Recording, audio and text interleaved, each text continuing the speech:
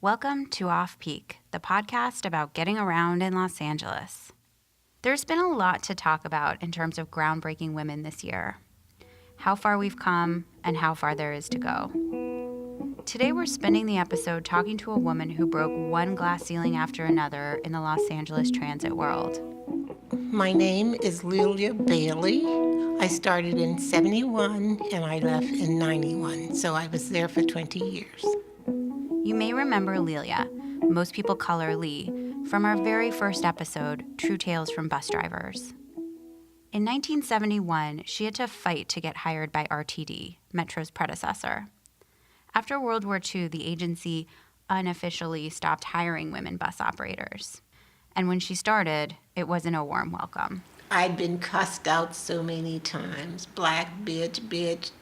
I do remember one time it was so bad when I first started driving that I called into dispatch and I said, I can't do this.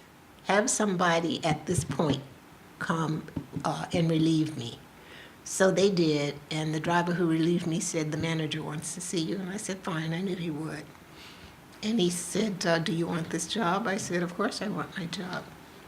He said, well, you're just going to have to toughen up. People are going to do and say a lot of things. People did say and do a lot of things. Lee found out pretty quickly that she was not going to be just another bus driver. I was like someone from outer space to everyone that I met. And it was like a negative outlook toward me. The management said to me, if we ever send you out with a trainer that you're uncomfortable with, let us know and we'll change it. And of course I had to do that many times because some of them, even though they showed this disdain, they tried to date me. I'm supposed to drive that bus with my trainer sitting behind me. There were those who said, you don't have to drive if you don't want to. So it was just a lot of foolishness. There were petty things that were done. All of the restrooms that were specific for the bus system, you had a key. Well, I'd go in and someone had pasted porn all over the place. And it was like an inside joke to the guys. It was for you specifically? Yeah, it was for me. You had inspectors on the bus, undercover. So the first time I had a write-up and had to go see my station manager, he said that I had on an inappropriate uniform. I'm like, oh my God, what did I wear that was inappropriate? Well, we had uniforms with long sleeves and short sleeve shirts. So I had on a long sleeve shirt and I rolled the cuff up once like that. So that's what the inspector wrote me up for. So when my manager read that to me, I started to laugh, which infuriated him. And I said, of all the things that one could do in violation of the rules, I was written up because I had my shirt rolled up one, just cuff. He says, well, wear the appropriate uniform. If you want to wear short sleeves, wear short sleeves. If you want to wear long sleeves, you have to keep it buttoned. So it was little things like that. On the other hand, shortly after I hired in, there was a strike. And I walked the picket line. And because I had 4 kids, the guys made a basket for me. Just a group of guys from all around the system. And I thought that was very sweet. So there was a mix. On the other hand, we're picketing in front of the headquarters building. There are people who worked in clerical who are looking out of the window. There was one woman in particular, and she told me after she got to know me, she said, we were all looking out the window saying, look at that bitch. I said, but why? She said, I can't tell you. There was a lot of hostility from men and women inside the RTD, but it was even rougher outside with the public driving the bus. There were women who were actually vicious and nasty. Bitch, taking a job away from a man. Well, you just don't answer. You just keep driving. I got a lot of that. I made a stop downtown Broadway once, and this woman got on with a toddler old enough to speak. She was a Hispanic woman. And the baby got on the bus and said, look, Mom, a nigger. I looked out the window because I was spitting, man. I'm thinking, how do you teach this child that? The woman was just, she didn't know which way to look, but this is what you're teaching this child.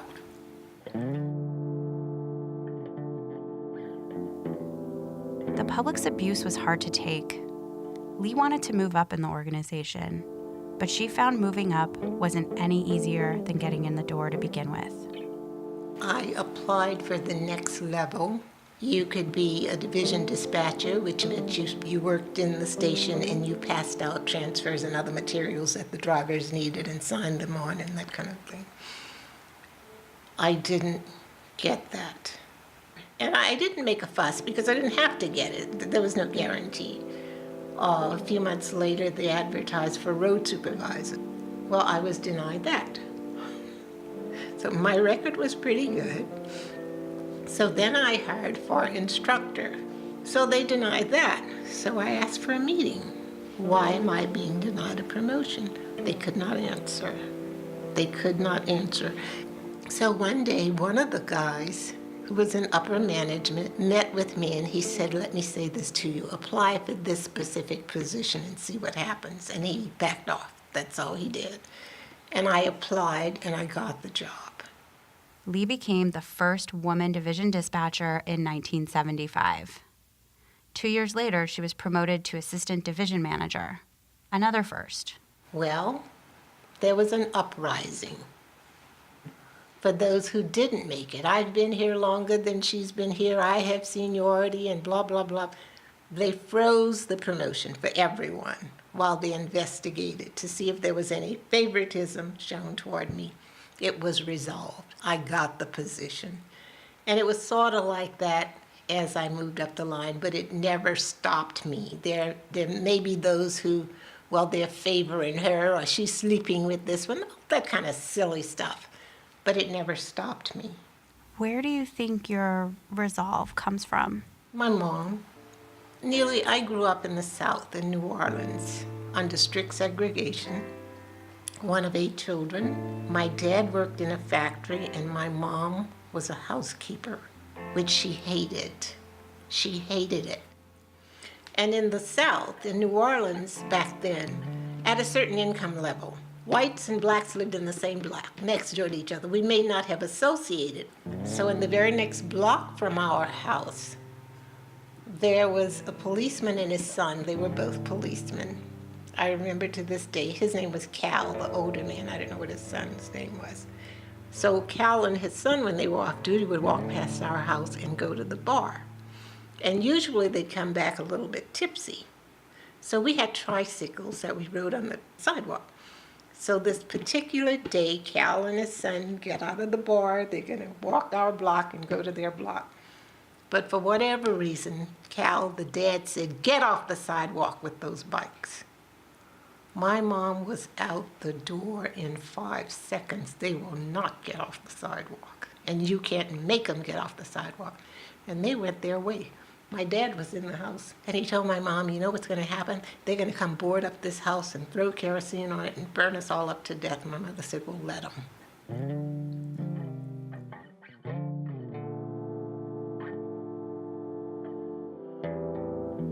My dad grew up in the rural South, small country town called Port Allen. That's where my dad was born. And my dad was actually afraid of white people because my dad had witnessed beatings and lynchings, and my mom lived in the city. She never did. So my mom had this strong personality. And when we were with our dad walking down the sidewalk, if white people were coming, my dad moved us out to the street so they could pass, which would infuriate my mom. And if we were walking with my mom, then we all passed on the sidewalk. And she just had that way about her.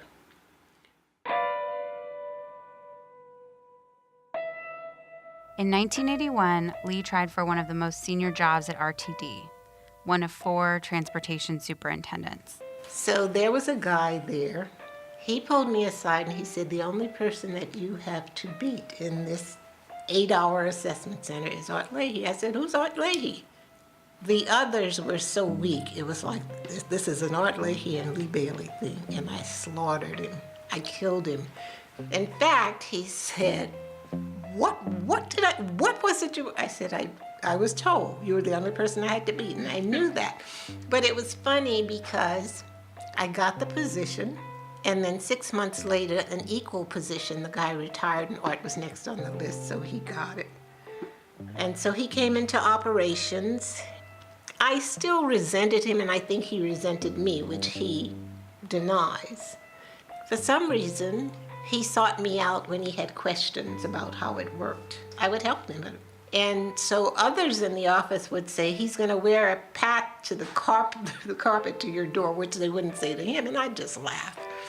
So one day, I'm shopping on the weekend. I saw this coffee cup, and in the bottom of it was a big black ceramic housefly. And for all the times Art and I was helping him with things, we never shared a cup of coffee. So one day I said, would you like a cup of coffee? And he looked at me, he said yes. So I went and I got him a cup of coffee in this cup. And then I stood in his doorway and we chit-chatted and he's sipping his coffee.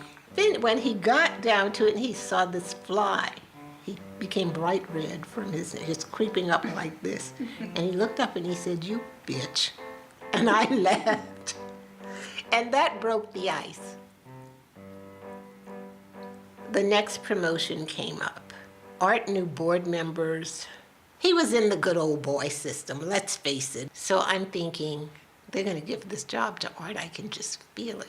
Lee was so sure Art was going to get that promotion that she started interviewing at other agencies as a contingency plan. So sure enough, we went through the process for this job. Art got the job.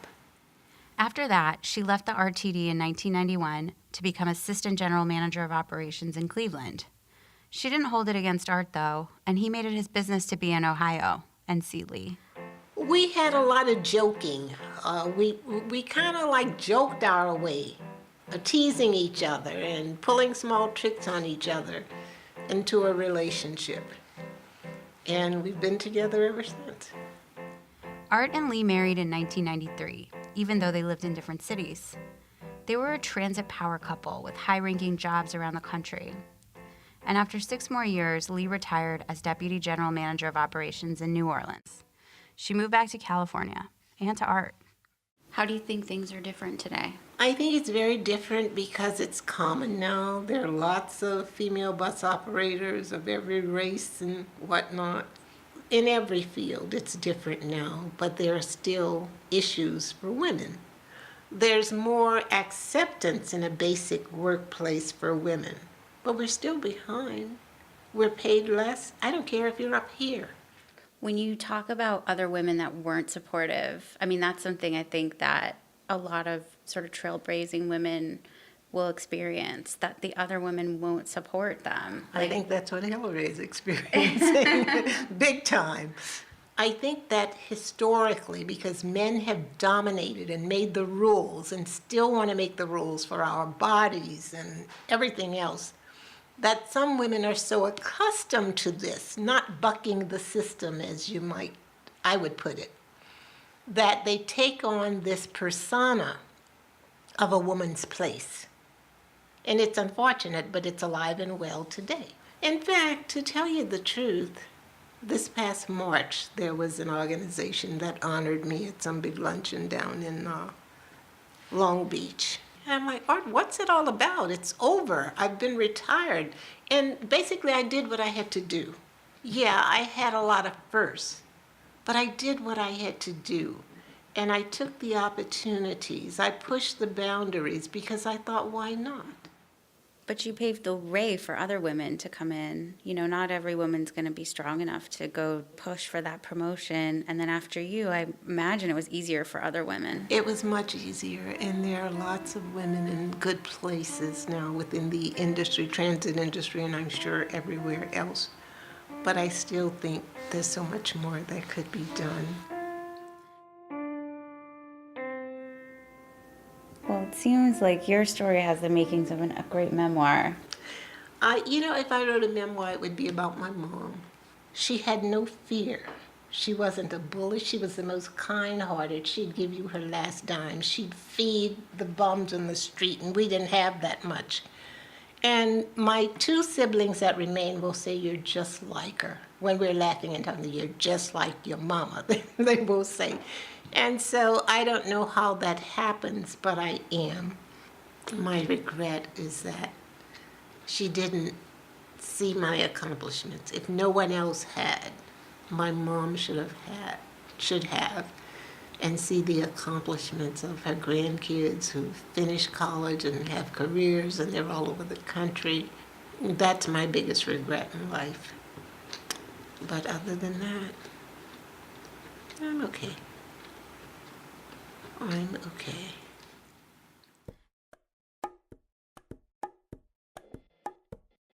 Leilia Bailey-Leahy was truly a pioneer.